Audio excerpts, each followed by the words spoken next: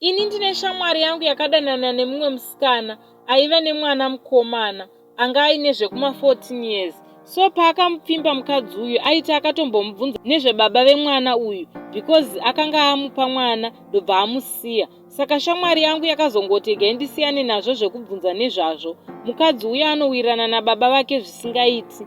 Akatombowedzerwa mari pamari yake yaishota paaida kutenga mota yake. Akatotenga mota iyoyo. Apa shamwari yangu anewo mota yakewo.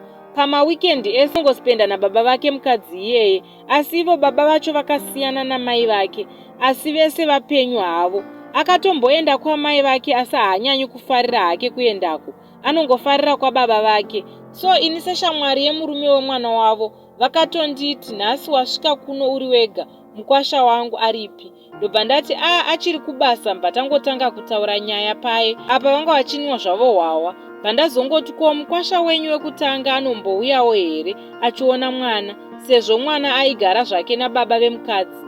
Ivo vakati yawatanga iyi unozvibata here ukasazoudza shamwari yako? Ini ndakabva ndashamisika ndikati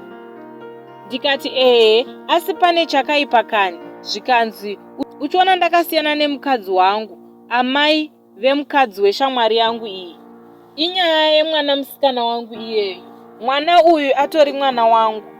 Asi kuti zvinhu izvi zvakaitika amai vacho vasingazvizivi. So pavakazozviziva ndopatakabva tapesana ipapo. Ivo ndobva vatanga kunogara kwavo, ini ndobva ndasara kuno. Ndosaka mwana uyu achitogara panapa because ndini baba vake. Mashoko aya ankaudzikawo here kushamwari yangu. Ini neshamwari yangu tiri maZimbabwean, asi mukadzi uyu ndewe muno muSouth Africa.